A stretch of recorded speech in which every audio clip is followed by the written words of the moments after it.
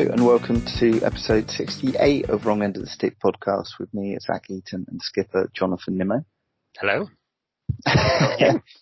Yeah, all good. It's been just an absolute storm of cricket. It's been so good, I think. It's been so much cricket, which is always good. This is always a positive thing. But yeah, I mean, we've not been away that long compared to our recent breaks. And there's still so much to talk about. There's so much we haven't got time to talk about. There's tons and tons of stuff that's been happening, and all of it, well, not all of it great if you're an England fan, but all of it's been solid, good, entertaining cricket. So, yeah. So what we got on the agenda for today? Well, today I think we need to cover what's been going on in the 100 and where our teams are at and where the wider kind of tournament is at, and all the fun and interesting stuff in there. And then we're going to go into the not so upbeat kind of evaluation of England India.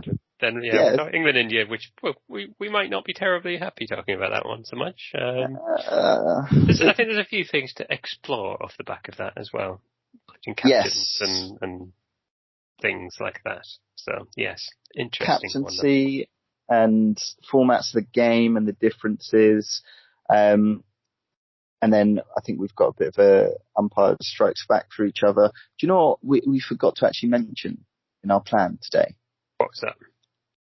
Ben Stokes. Ben Stokes, of course. Ben Stokes. We have to talk about Ben Stokes. We have to talk about Ben Stokes because we were going to do it, I think, last time, and I think we forgot. But I mean, there's not that much out there. There isn't, but I think it's it's definitely a topic that needs to be talked about and discussed, and we will do that, And I like the way you say, what we missed on our planning is if our extensive planning session wasn't just the 10 minutes before we hit record. Pretty much. So, pretty much. But there we go. I think we've let that one out of the bag many times before, and I think people can tell how much prep goes into this podcast. So there we go. Well, shall we start with a positive note? Shall we start on the 100? Let's start with the 100 because I think as we recorded last time, they'd had the very first game, and I think that was literally all that they'd had when we last spoke about it. And my word, I mean, the tournament has been moving along rapidly, but it's been really good. I mean, what's your take on it, But I've really enjoyed it. I think there's been some amazing cricket going on. I was in two minds when I saw, I think it was Birmingham versus Manchester, I think it was the first game that I saw. And I got to admit, before the 100, and I heard some bits and pieces and saw bits and pieces, I was like, they've tried to go real kind of IPA, lots of sponsors, lots of noise, lots of kind of stuff. Is it going to be as exciting though? Cricket is one of those, it's, quintessential English sports, but, not a lot of people. How are you going to draw people in? And I think they've just done an amazing job. I really like the form of the game. I think they've made it just that tad more exciting, with the 100. And it is fun to watch. And I like the atmosphere that they've really pushed it. Don't get me wrong. And, tip of the hat to those in PR and promoting all of this for the past couple of years, but I think it's landed really, really well. I think it has, and I know the detractors of the 100 will say, well, if you put that amount of money into marketing for T20, it would have had the same effect, and maybe that's the case. But the fact is, it has worked well for the 100. Yeah. Whether this should have been done for another format is kind of beside the point. What they have done has worked well. I think, it's a very sugary, it's very glitzy and glittery, and it's aimed at the kids. There's music, and there's most of the music I've never heard of. Makes me feel old, but there's all this, that, and they've got like extra commentators and all this, that, and the other, and there's sort of a few. It's quite gimmicky, but to be honest, that's what they were aiming for. They've known it's been quite gimmicky, and that's fine. They've embraced that element of it. And I've really enjoyed it. I've really enjoyed the games. Most of the games have been quite close. Most of the games have been that sort of keeping you on the edge of your seat. I guess you're going to get that. It's a short format of the game. You do get that more often than not. But there's been Absolutely. some really good cricket to watch as well on both the men and women's side. And I think one thing that I was worried about when they were talking about it, because they really pushed this trying to almost equalise the women's and the men's tournaments. And I was kind of worried because the payments for them were not in any way sort of equal. The women are getting paid a lot less than the men. However, they're also getting paid a lot more than they would have been for other formats of women's cricket. So it's one of those, it's kind of swings and roundabouts. But I have to say, in terms of interest, I've enjoyed the women's game and probably watched as many of the women's games as I have the men's games. They've done this sort of like double header thing where they'll have the women's game on first and then the men's game straight after. And I don't know, for me, it's worked really well. It's showcased, it's put a spotlight on women's cricket like I have never seen before in this country. I think, I've got to know more of the women's players, and I think that's been a brilliant aspect of it. And as I said, they've been really exciting games, and it's been a really good tournament. The other thing that I did want to bring up as well, it's not dragged on too much. I always think the IPL goes on forever, and they're playing each other like 8 different times and stuff, and you just, every team's had 8 games, so men's and women's both had 8 games each, and that's it. They're into an eliminator and then the final, and that's it. It's been kind of snappy and very, it's not dragged on too long, which I think has been a really positive thing of it as well. So it's been sort of a good few weeks of it now, but that's it, and it's coming to its sort of conclusion, I think, this weekend, isn't it? So I think they've planned it well. I think so. I think it's short and sweet is how I would describe the 100. It is, and they've really kind of got it right in terms of the short format. And I think you're right. If they put as much money into the T20, then maybe. But I think it's worked. It has been, just right play date going into kind of playoffs and stuff. And it's been really good cricket just to watch. I think the only thing for me is just how bad London Spirit have done in their first kind of go. I'm glad we stopped you from the Superchargers going up into the top 3, but in terms of our team, so I am a Northern Superchargers fan. I've been showing off my t-shirt, so I have a Northern Superchargers t-shirt now. So we didn't qualify, but nor did London Spirit. So we both missed out on qualifying. For we didn't just not qualify. We were literally, I was being nice, but the gin brand of London Spirit, which I think they're all quitting to go and make gin now, aren't they? Because they should be, or drinking it. Well, certainly in particular the men's team, they only won 1 game. That's not ideal. The women did better for you, but neither of us have qualified for anything. But the other thing that I thought was really interesting is that although the men's and women's teams have been like drafted separately and put together separately and stuff, the same teams have done very well for the most part. And so the 3 teams that have qualified for the women's have been Southern Brave, the Birmingham Phoenix, and the Oval Invincibles. 2 of those 3 are the same teams that have qualified for the men. So Birmingham Phoenix and Southern Brave both qualified for them. Trent Rockets are the 3rd one, with Oval coming 4th. So. And generally you see it, the more successful teams have been successful in both the men's and the women's. And that's really interesting. I don't know the reason behind it. Is it just as, the women's games have come first? If they've been winning, does that give the men a bit of a boost of confidence and morale? Is it just the way those teams have run? I don't know. I don't know the answer behind it, but I just thought it was interesting when you're comparing the league tables next to each other. Generally speaking, the teams, men's and women's teams, are about the same, which is in success, definitely. Apart from the women London Spirit, who are just out of that top 3 spot, and I think that probably has something to do with the leadership of those teams, like you say, and the crew that we don't see outside of the squads that probably work across both the women's and men. So, I'm sure there's some time and money elements to it as well, and influence, but. That is quite interesting. I didn't compare the 2, but it was just as I was looking at it, sort of before we got going. I just thought that's really interesting. And I know that you said London Spirit's women's are much higher, but it's only by sort of a point lower, and they would have been second bottom of the table. So No, sorry to rub that one in there, but the women's table was very, very close, was what I was saying. So it was very tight on that side of things. So yeah, and I think it's good. I think the crowds that we've seen, generally speaking, have been younger crowds than you would have seen in other forms of the game for the most part. So I think it has engaged a lot more younger people, which is the whole aim of it, to try and get younger people into cricket. I do think that has been successful, or certainly from the visuals you see on the TV, it seems to have been successful. The women's cricket record in terms of attendances on TV and in person have been absolutely smashed several times over, I think, throughout this tournament, which is fantastic news.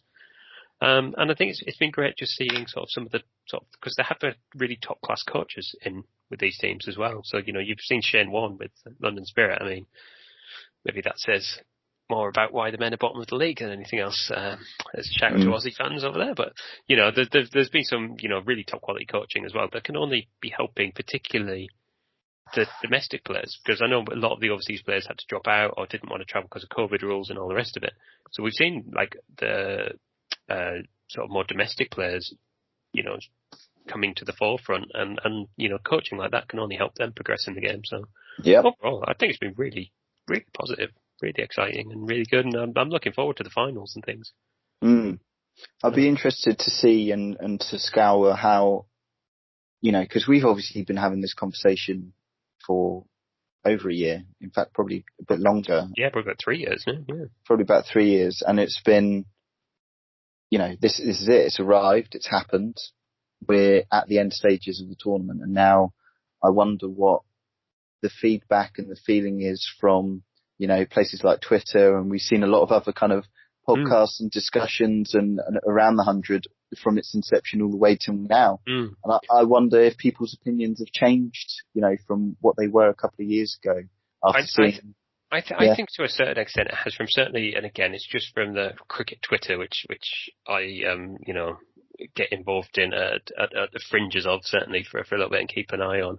And I think there are the hardcore sort of county cricket fans that just think this is an utterly terrible idea. They've not been swayed and not been changed, and they've not really seen anything that to change their mind. And I think, fair enough.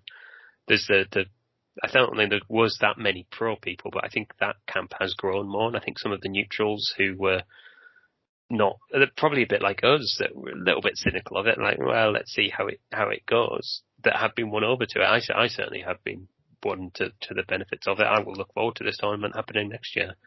And we know there's some people in cricket that are saying, this has been a fantastic success, and let's try and capitalise on it as much as we can. So I do think there's, from what I've seen anyway, I think there's a general nudging towards thinking of it more favourably. So I definitely think that's happened. So yeah, all in all, I think a really positive thing so far. Shame neither of our teams are in the playoffs or anything, but hey, next year we'll go again. Nice.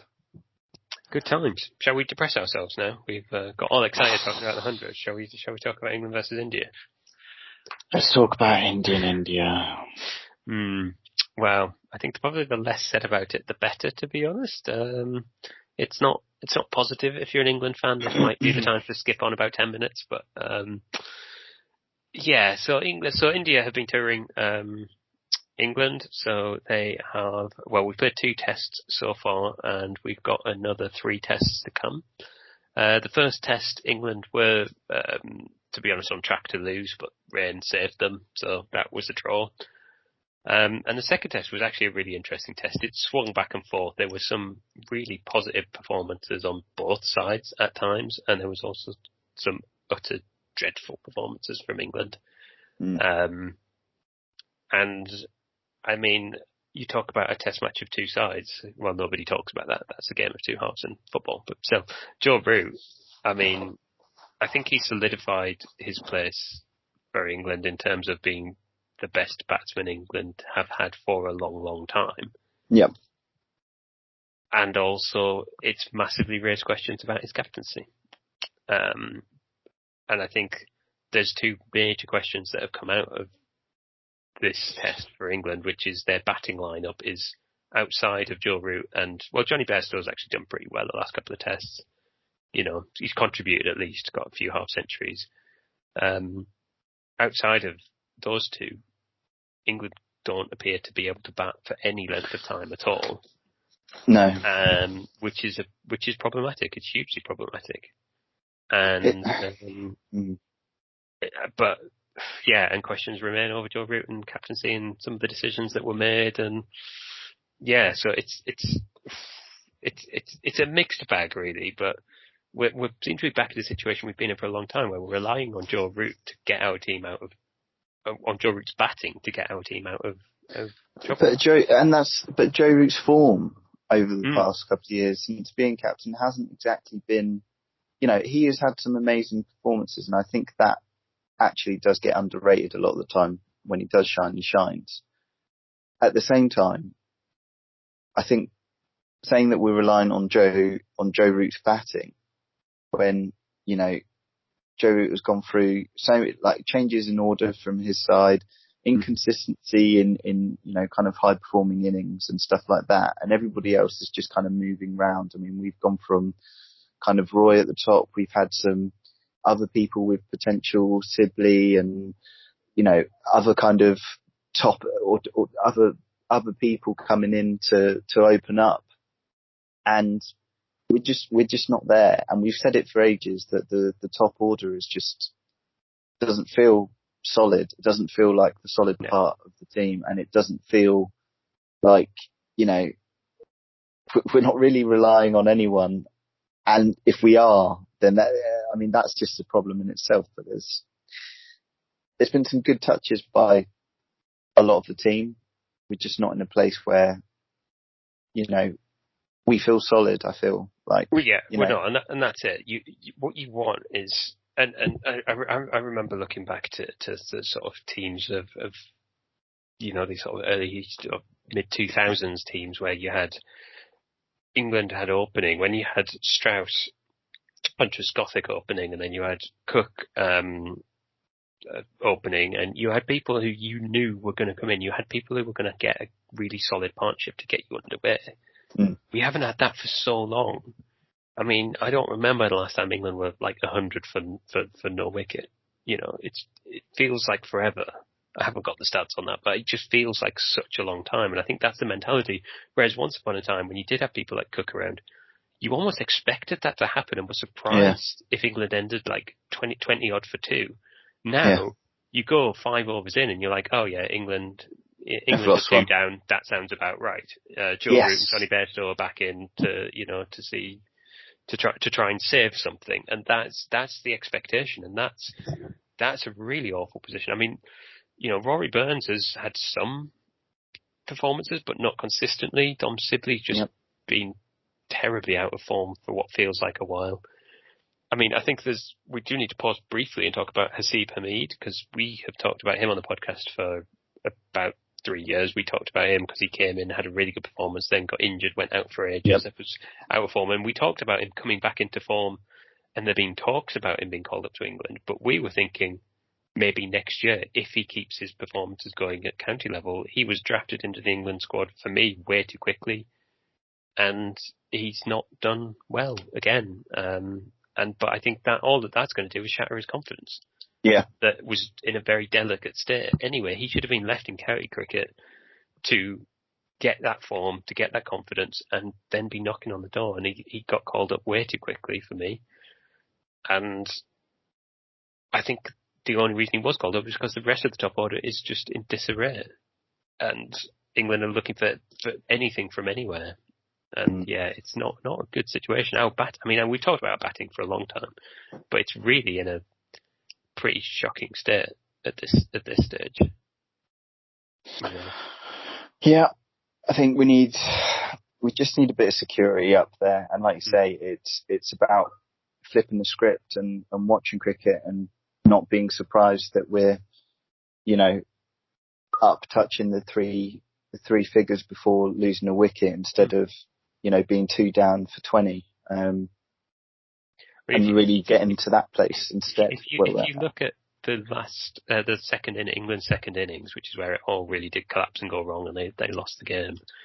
Joe Root got 33. England's next top scorer was India's extras. So it was the no balls and wides from India, who got 29. Then it was Joss Butler on 25. I was like, that's not a situation you can sustain. That's, it's really poor. And I've heard some mention of it, that it's to do with the fact that England players don't get to play enough long form cricket, and I think that same crowd that are very anti the 100 was saying that, the England players don't play enough county cricket and they don't get enough practice of that. But I don't think England are in a particularly different situation to Australia or South Africa or India. Their top players are playing in all these T20 tournaments as well. It's not as if England are unique in that only their players are playing in these short form tournaments. They're not. All of the top Indian players are playing in the IPL, all of the top, Australians are playing in the Big Bash and the IPL and everywhere else. So it's not as if we're in a different situation, and yet it seems to be a mentality problem that England players can't adapt. And that's what it is for me. It's a psychological thing. If I was someone in the ECB, I would be hiring a raft of sports psychologists and getting them into that England team, because I don't believe, for the most part, it's not a technique problem. It's a mentality problem. And I genuinely think that's where England have issues, is that I don't know whether it's belief, confidence, or what, but something isn't right in the psychology of the England team. God, that was a quick turnaround, wasn't it? We went from very positive to very negative on 100 miles an hour there. But I just don't see that. I don't see that England have a lot of hope, particularly just thinking forward. I can't see much other than India winning at least 2 of the next 3 Test matches. And then we're looking forward to the Ashes, and I think the Ashes is going to be absolute whitewash the way we're heading. I think the way that we're heading, definitely. I don't know. I think I've got faith that England, and not just the squad, but I have faith that England, in terms of the coaches and the wider team, will take what's happened over here. I mean, there's huge amounts of criticism from kind of pundits and ex-players and commentators about strategies and the overall kind of performance of the squad in this test. And of course, it's not been that great of a summer for England in other areas too. So I'm hoping that they'll take this as a really kind of critical point where they'll need to make some changes and have some conversations, not just about the squad, but perhaps even selection and even captaincy at this stage. It's great to see Root has had a good touch and has been informed in some areas, but do we think it's right for him to kind of continue for Test cricket as captain? That's the question. I mean, there was some very there's been a lot of questions raised about his captaincy, particularly in sort of England's when they were bowling, the field settings, the aggression. I think it was Michael Vaughan or somebody was saying that he thinks England look almost scared and don't quite know how to win and a bit too cautious, and they've been bitten a few times and now don't have that killer instinct. Maybe that's it. I don't know. But I do. And we've sort of questioned on the pod for a while about Joe Root's captaincy and whether it's right. England kind of have this habit of making their best player captain, and that's what they've done at this point. Is he the right person to captain? I'm not 100% sure. I don't think so, in all likelihood. But who do you get to replace him? I genuinely don't know. I don't think there's an obvious option, to be honest, to replace him. I feel like, for me, Stokes. I remember saying it in the back of the one-day championship and stuff like that. That he had so many characteristics of a leader and a captain. I think an all-rounder. He's in the fight. He's in the slips. He's cracking batsman, cracking bowler, cracking fielder, and I don't mean that to say exactly what you've just said, which is putting the best player up there, but I just think he has, or has shown the right kind of mentality that you'd expect from a captain, leading by example and things like that, not just a specialist. And we've seen it in so many previous successful captains as well, not just in England, but, in other international teams. But I suppose we could segue into Ben Stokes, unless you wanted to go into Owen Morgan and well, it's something that I mentioned before, and it was to be honest, it was a half tongue-in-cheek comment, but my question is, do you bring somebody in that you're bringing in for their captaincy skills?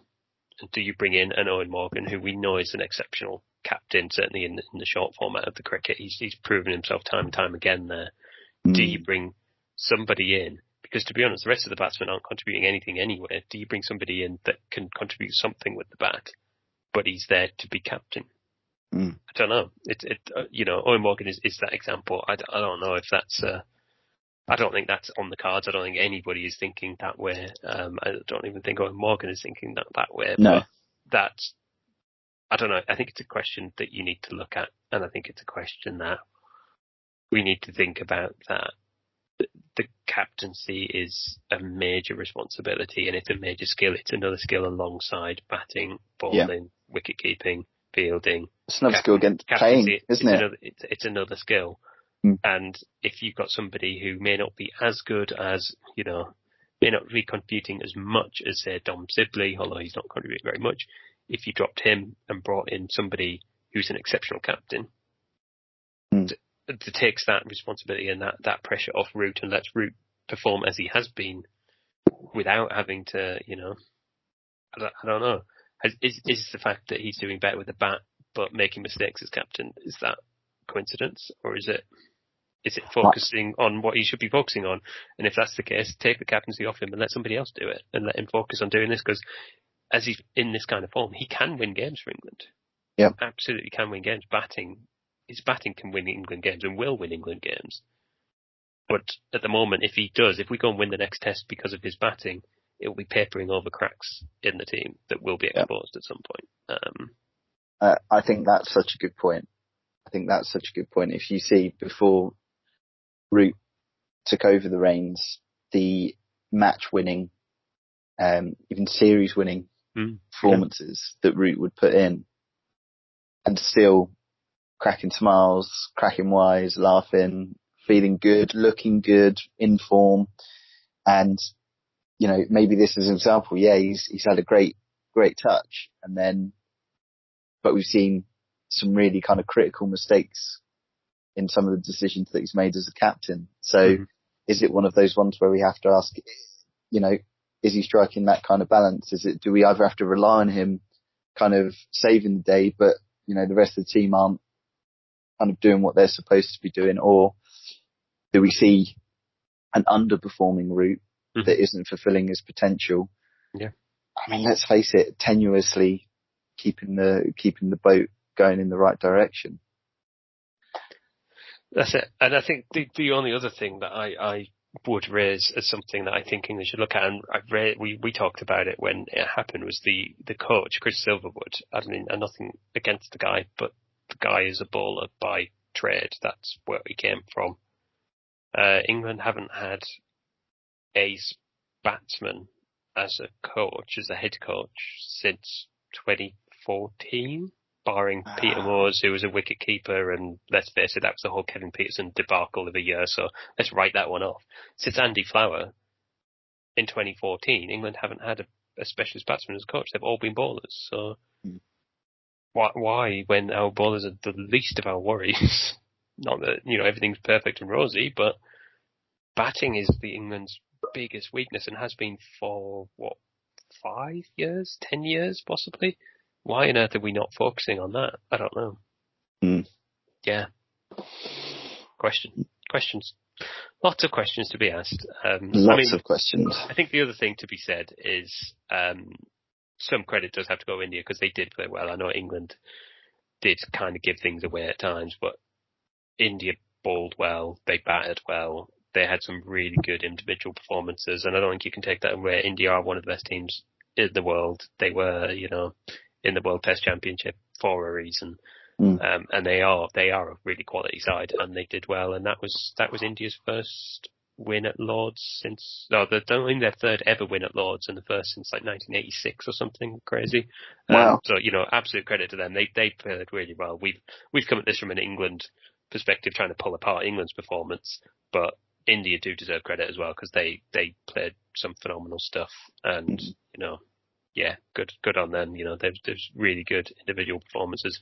KL Rahul, scoring runs for fun, looks impossible to get out. So, good on him and good on India. But yeah, lots of questions to answer for England. Anyway, I missed the very, very neat segue that you set up for us, which was about Ben Stokes. So shall we circle back to that?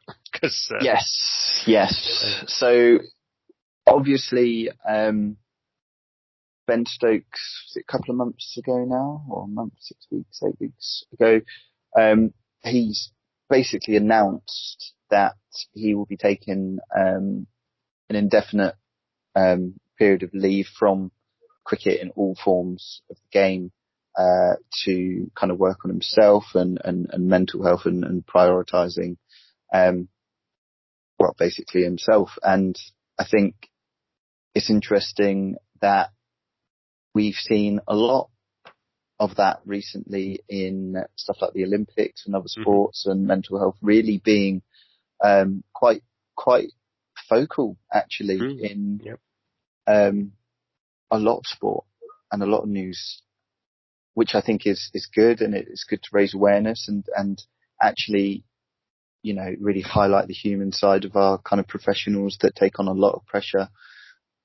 And I think compounded by, a lot of isolation, a lot of being in, hotels and travel and training camps and everything else without the support or access to support that they would usually have. So, I mean, what's your take? Yeah, I think you've absolutely nailed it there. I think you're right. I think what has always been difficult, and I think it's interesting that cricket has had some of these issues come up, but now and again, Marcus Trescothick sort of bowed out with mental health problems. Jonathan Trott has been very vocal about his mental health difficulties and things, particularly when travelling, and as you say, when you're kind of away from your support mechanisms and things. And Ben Stokes' announcement came off the back of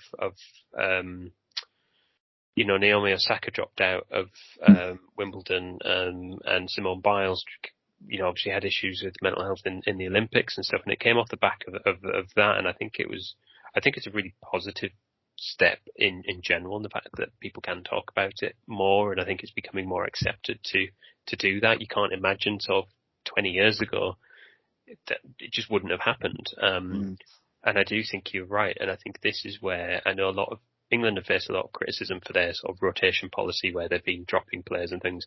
I think this is where you see that if you don't drop players, this is what you'll see a lot more of happening, because they are isolated. You do have to do these, self-isolation and different periods. If you go to a different country, you've got to have 2 weeks and basically sat in a hotel and this, that and the other, and you can't do everything you need. You haven't got the support network around you. So I think that could have happened more if England hadn't been trying to look after their players a little bit, and it may well have been a detriment to results on the pitch at times, but I think they are trying to look after their their players, and I think that's all for the credit. And England, it's a massive shame for Ben Stokes. I do hope he's getting the help and support that he needs and will come back stronger, because not only for England's that they desperately need him, but also just that he's a fantastic cricketer to watch. Any neutral would pay money to go and watch Ben Stokes, and let's hope that he can get himself to where he needs to be to do that. Absolutely. As soon as possible. But I do think it's a positive thing. I think he has been a really good role model. And I think overall it is a positive thing. It does make me think, if he does come back, I don't think you can talk about him becoming captain. I don't think you could add that. No. Another pressure on top of everything else that he's doing as well. Because I think that's a huge amount already. But yeah, I just hope he goes and gets the support and help he needs and comes back Absolutely. stronger. Yeah. Absolutely. And I wonder, for me, that maybe this is something for, all kind of professional sporting bodies may need to kind of consider. I know we are slowly getting back to kind of normality, and, I think there's been enough criticism and enough negativity thrown around to the lockdown and management of it, but maybe it's something for professional sporting bodies to really reflect on if there is another situation like this, is what kind of support, because I feel like a lot of people have jumped through hoops and everyone's trying not to get fined and make sure that the bubbles are in place and that, they're ticking all the right boxes and doing all the tests and making sure everyone's isolated. What are we actually doing to support athletes and professional sports men and women when those kind of support networks aren't as accessible in those kind of times? Let's not just make sure that we're ticking all the right boxes, but let's make sure that our athletes are fit and healthy, but also mentally healthy and have what they need to be able to perform, because it takes a lot of mental toughness to be doing these, physical activities. You don't become one of the greatest batsmen or captains or runners or anything in the world just by being physically fit. It takes a lot of mental tenacity. And I think there's been conversations ongoing. I'm not sure where they're at the moment, but with England coming up to the Ashes this winter in Australia, and talk of whether their families are going to be allowed to go with them. Yeah. And things like that. And I think and I get where Australia are coming from in terms of, they've had COVID in a bad way there, and they've had to have, many lockdowns. They don't want any extra people coming. They don't need to. But from an England player's point of view, yeah, you're committing to go away from your family and all your support for, 2-3 months. Yep. I don't think I would do that.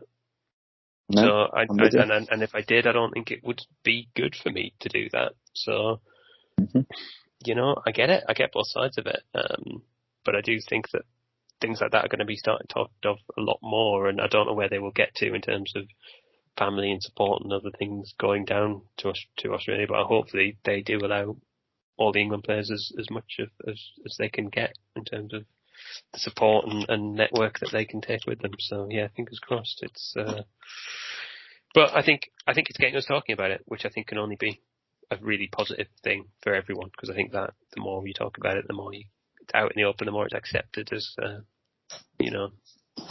as a problem to be talked about and to try and deal with. So yeah, overall, I do think it's positive, and I just hope he gets everything he needs and comes back stronger. Yep, 100%. Good times. Cool. Shall we get ourselves to Umpire Strikes Back? I think Umpire Strikes Back sounds amazing. End on a positive note. It's been a mixed up and down podcast. We've been giving people a roller coaster, haven't we? Which is what I've felt like over the last few weeks. So yeah, let's do that, and let's end on a positive. Sounds good. Cool. Who wants to go first? I don't mind. What do you want? I can go first. I think mine might be really simple. It might not be. It might be something that you think about or something, but it's something that I would do. I'm really kind of not thinking. So I'm happy to go first. Okay. Okay. Yeah. So go for it. Really, really simple. In the middle of a game, between overs, you notice a fielder. He's got a spare ball in his pocket. He's taking it out and he's just practicing his catches on the field. Mm-hmm. He's not doing it. It's not during play. It's not any. It's in between overs. So the opposition captain, he's sick of it. He's had enough of it, and he's not impressed. What do you do? What's your action as the umpire in this instance? So what you've been asked to do? You're asked to make him stop playing with the ball in between overs. No, the captain's just told you that, mate, I'm not happy about this. So what you're going to do about it? That's it. I mean, if it was me, I'd tell him to get on with the game and just concentrate on the ball that he's trying to hit. You tell the captain. Yeah, I tell him that you know that. Yeah, I tell him that that's his problem. The guy's not doing anything. It's fine. Get on with it. I have a weird suspicion that the answer is something different to that, but that's definitely what I would do. Yeah. Yeah. Just tell them to get on with it and focus on the ball that they're playing with. Yeah. Okay. So I totally agree with you, by the way, but it is a massive. Yeah, I thought that might be the case. It's really, yeah. So you would have to intervene here. The player's not allowed to have another ball on the field during play, no matter if it is between overs. So as long as the game is in procession, even in between, they cannot have it. It says here it could cause chaos. In ODIs, 2 balls are used for alternate overs, but even then, the one not in use is to be kept in the umpire's possession. So you would need to have a word with the fielding captain and make sure the spare ball is removed. I suppose I do sort of see it if, you know, he goes for a catch and one ball drops out of his pocket, which one has he caught? That kind of, I get, but yeah. If that was a village game where I was playing, I'd just tell the other guy to get on with it and sort his life out and what does he think he's doing? So interesting though. Interesting. Oh well, massive 0 for me on that one. Right, here's one for you. Okay, so there's a helmet behind the wicketkeeper in this one. And the bowler comes in, bowls the ball, and the batsman top edges it. It goes high up over the keeper's head. The keeper takes a couple of steps back and steps on the helmet, jumps up off the helmet, and catches the ball.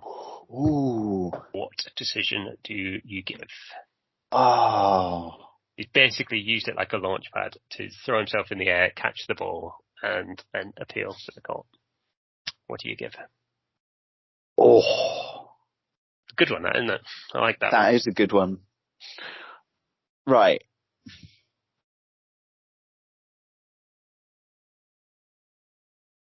Oh, I mean, come on. A helmet's not going to give you that much anyway. It's like a few inches. It could be a key difference. It could be a key difference. Official capacity. I feel like if it was me, I'd just be like, fair play. It's quite funny. But I feel that I kind of feel like it would be I feel like it would be a not out, and that either it'd be just like a straight up not out, or they'd have to replay the ball. So I'm just going to go with a not out, and not out because of external factors helping him with, because I'm going to go with that. We're 2 for 2 on the. Yep. Yeah. No, you are incorrect. It's out. As long as the ball doesn't hit the helmet itself. Oh, bugger! He could do what he likes. And I should have just forgot. Good on him for giving it a go. Yeah, I mean, I'd love to see it, but I'd love to see it. Yeah, no, that's it. So, oh damn! Because I would have been like, fair play, mate. Like, absolutely, like that. I know. Damn. Good one, huh? But yeah, there you go. Well, we have royally got 0s all around on that one. But hey, that's it. Good. Brush up on our umpire skills. Yeah. Cool. Right, shall we call it a day there then? I think so. I think we covered a fair bit there. We did. We covered an awful lot there. That's quite a nice chunky episode for people to listen to. So thank you if you're still with us. You've made it all the way to the end. If you would like to get in touch with us, please do. We would like to hear from you. We are on Twitter at Wrong End Podcast. We are on Instagram at Wrong End Podcast. Or you can email us at wrongendofthestick@hotmail.com. Please do go and do that while you're at it. Leave a nice 5-star review wherever you listen to your podcasts. And we will see you in a couple of weeks' time. Thanks for listening, everyone, and catch you for episode 69. See you next time. Cheers. Bye.